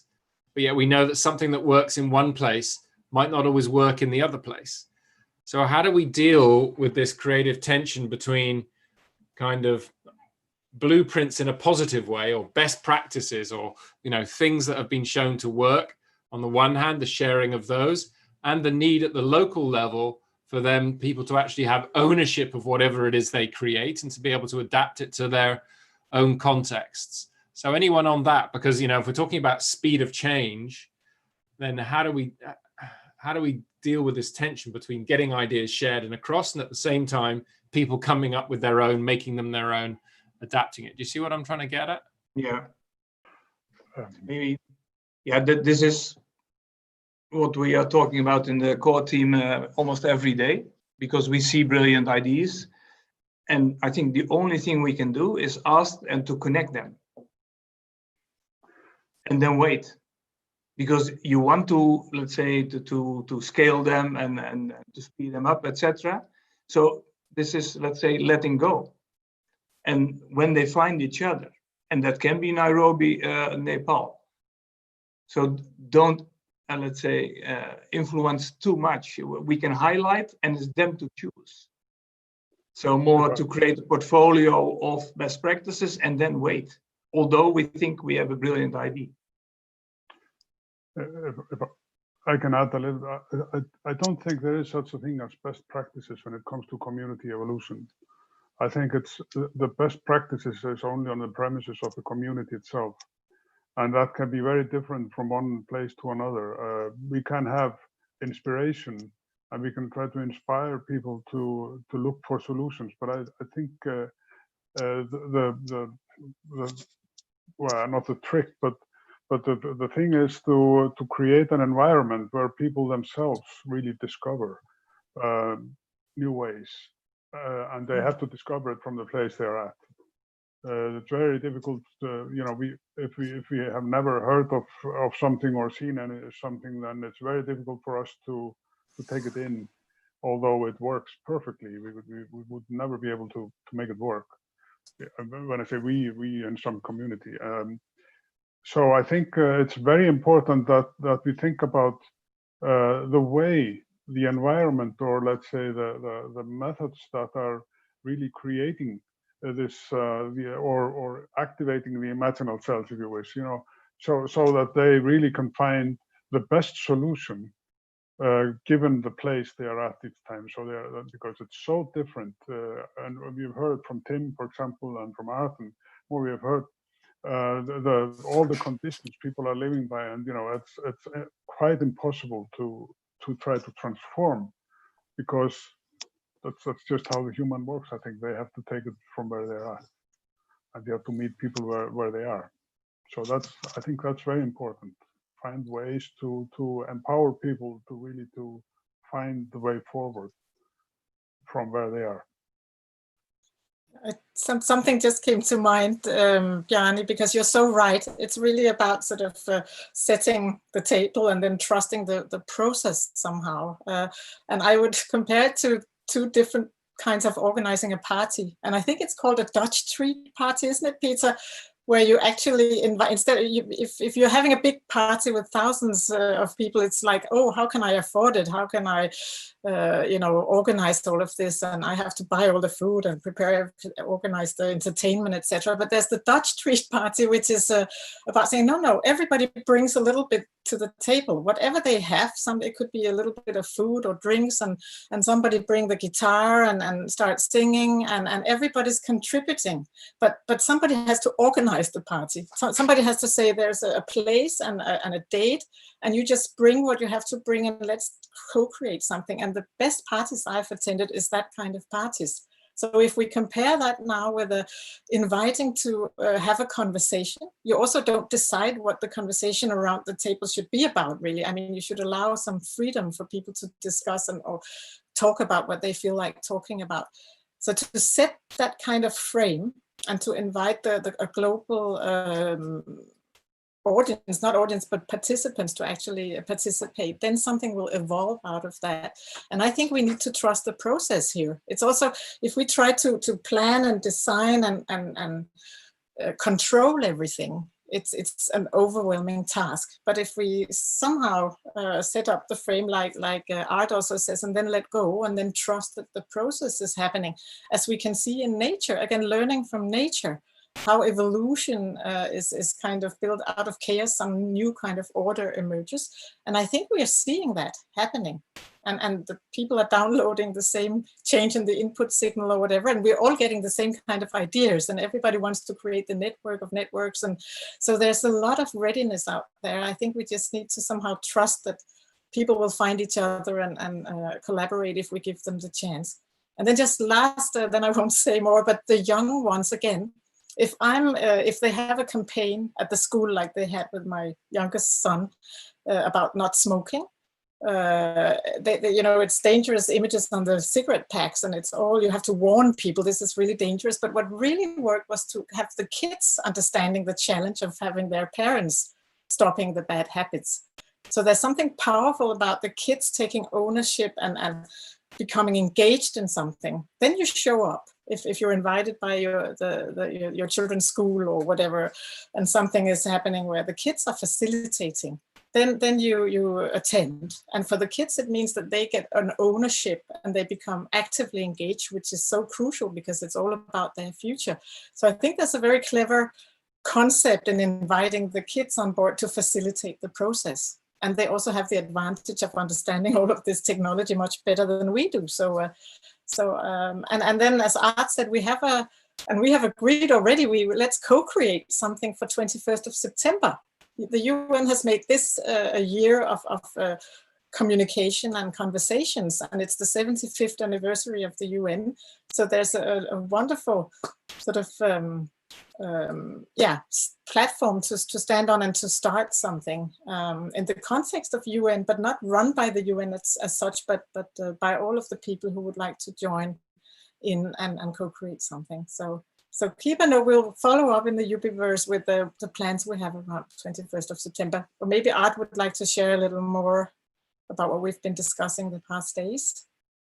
Yeah, we're just running up against the clock now, so I'm kind of ask everybody to do one last contribution to wrap it up, and feel free to use it, Aart, to talk more about the plans for the future and things. And let's go in reverse order, shall we, of the speakers? So we'll go Aart, and then Tim, and then Bente, and then Bjarni. Okay, from one last contribution that you want to really share with us in terms of what we can do working with communities to really make a biggest impact as possible. Take it away, Aart. Happy to do so. So key is local ownership, trust the process. I believe in the resilience of Global South and the power of the youngsters. And I invite everyone, like Bente said, to join our hashtag 7 billion strong. I will put a post on the UbiVerse as a curated message to society and to the UN to celebrate the birthday and to bridge, let's say, top and down and bottom.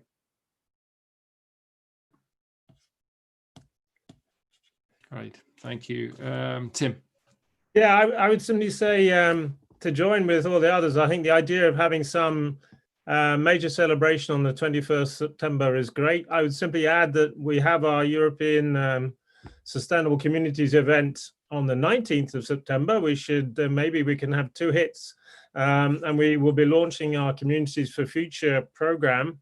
And I'd really encourage you through your local groups around Europe and elsewhere to join with us to try to make this a fantastic event. I'd also add that obviously there's certain parts of the world where civil society is not working hand in hand with governments. There are lots of, depends really on the democratic process and so on. So we have to be very careful and mindful where we're working. Not always is the community view held and respected, but I think we should all aim for that at the very least. Great, thanks, Tim. Bente.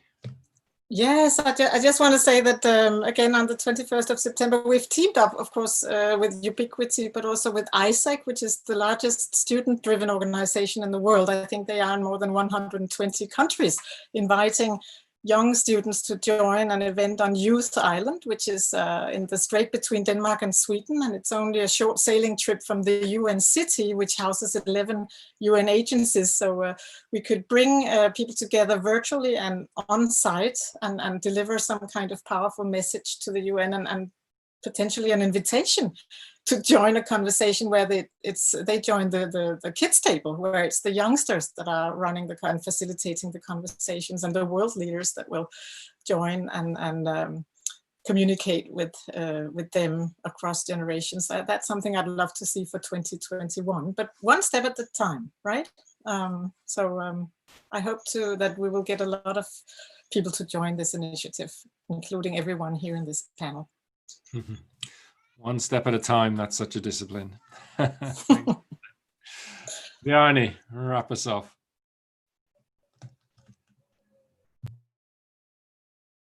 Oh, hang on, you're muted, Bjarni. You need to unmute yourself. I'm sure it was very wise what you were saying. Yeah. Well, just a short note on young people and their wisdom. In a way, we had a meeting in Iceland with young people from all the Nordic countries, where they had sort of an assembly. And when we were presenting results to the specialists and the decision makers, they were taken by surprise how deep all this was. And we said, well, are you surprised? Yeah, but in a way. Why is that? Because we never hear these voices. And that's really what the young people said. We are never heard. You know, we just talk about with each other, but we are not part of the grown-up world. They look at us as kids, and we look maybe at them as parents. So just to make that point, that really that was a pleasant surprise, but should not have been a surprise. Also, there was a question in the end, the 7 systems of well-being. Well, what is really what we all want is things like safety and freedom and clear rules of engagement, and to be able to spirituality and equality and prosperity. These are all the things that when we made these assemblies, they came out very clearly. It's just a question of to what degree we are talking about it in the different settings. And that's why, as I told earlier, this local ownership and local creation of what is really important is the whole thing. And just to conclude, I think we too often underestimate, and coming back to Tim's story, which was very moving about the woman, and we underestimate the power of the word and the power of conversation and what it really can achieve. We tend to just to look at dialogue and conversation as something wishy-washy, chit chat, but we should not underestimate that. I think that's a tremendous power of it. If it's only done in the right setting, and it can be worked through from the sort of what I was telling in the beginning, a values-based perspective, meaning that you can digest it down to few fundamental things, and you can see that everyone is really thinking about the same. So that's my conclusion. Thank you. Thanks, Bjarni. I mean, the lessons from that experience, I think, could really be interesting for people in other places. So I'm looking forward to getting those shared further as well. So, well, thank you, everybody. Another very inspiring panel of people so committed to their work and with such experience, and kind of lack of ego is something I've been so struck by. The Humanity Rising panelists, they're always in it for the work, for the good of the whole, and are willing to listen and share their wisdom. So pretty grateful for your contributions today, and looking forward to seeing what's going to manifest on the on September the 21st and beyond. So watch the space on the UbiVerse for developments there. You can follow people on the UbiVerse, by the way. You can follow Aart and any of the speakers here to keep track of their events, what they're posting about and things, and then you get notifications of it. So feel free to go and do that. And as I said, we'll have Bjarni up as soon as possible. Not quite sure how we missed you there, Bjarni, but you'll be there. Yeah, thanks again, and over to Jim to close off. Thank you, Peter. Thank you, everyone. I think the effect of this panel on me was to make me more optimistic than when we started the program. Like Peter said, I think it's all of you were inspiring by the depth of your commitment and the selflessness with which you're pursuing your goals. And I just want to acknowledge each and every one of you for that.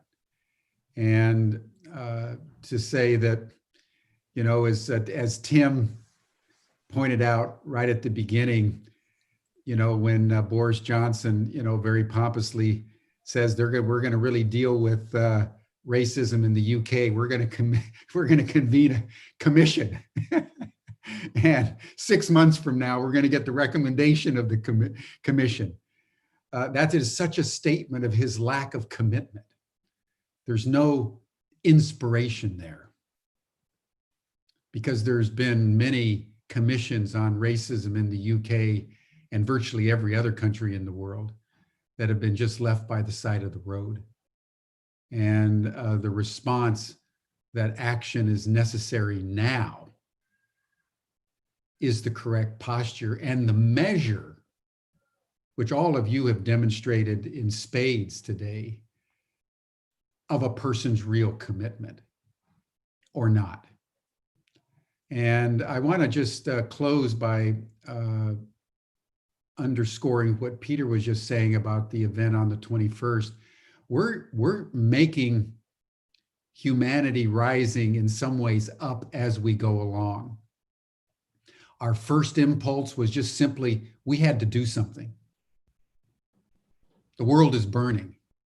Everybody is kind of hunkered down trying to figure out how they're going to navigate through. And we thought, why don't we lift our eyes unto the hills and let's create a global convening. And that has just burst out of the pandemic, as it were.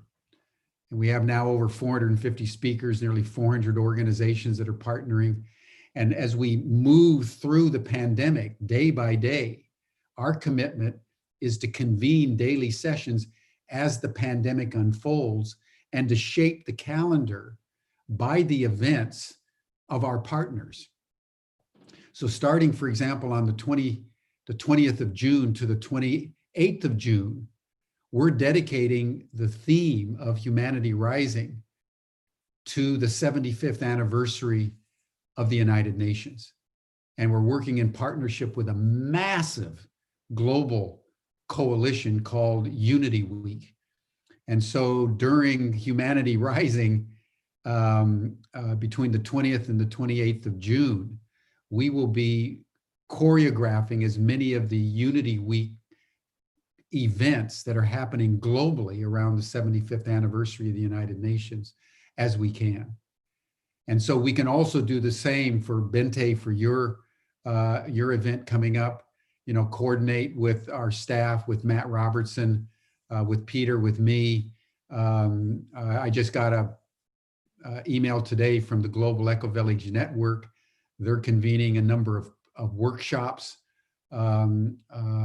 specific to the pandemic and empowering communities as we navigate through this crisis. And we're going to be working with them to promote their activities.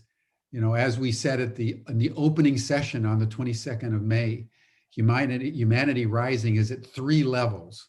One is just daily dialogues like we've seen today, each one of which has been a masterpiece in its own way, where people just come together to talk about what is important in relationship to building a new world. And then secondly, we want to promote and profile everything that all of our partners are doing so that everybody everywhere knows what's going on. That's the only way we can ensure radical collaboration. You know, that's at the heart of the metamorphosis of the caterpillar into the butterfly. Even though that thing melts down, everything in the system knows where it's going. And it's the knowing of the whole in unity that allows that caterpillar to metamorphose into the butterfly.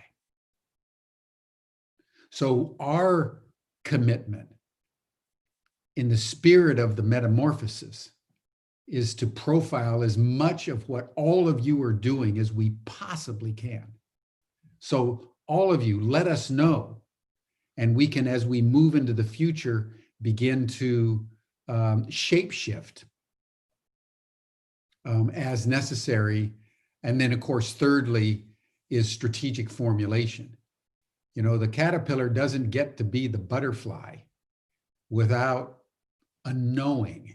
The acorn doesn't become an oak tree without a certain knowing.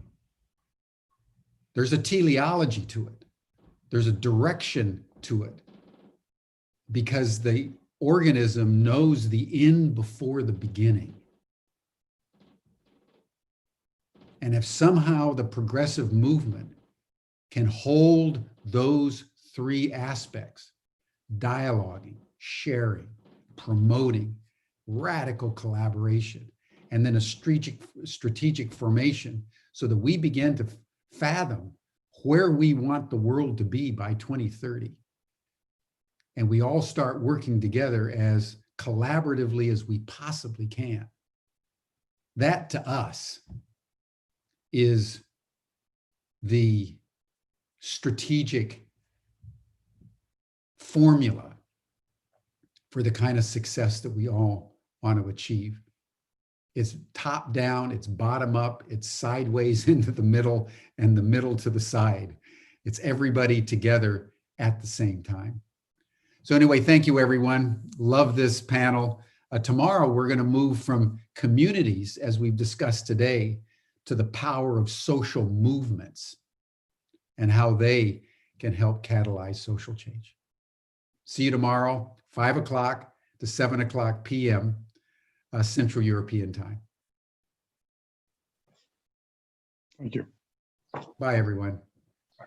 Thanks, everyone. Bye-bye. Thank you. Thank you very much. Thank you. Thank you very much indeed. Good to be with you all. Thank you.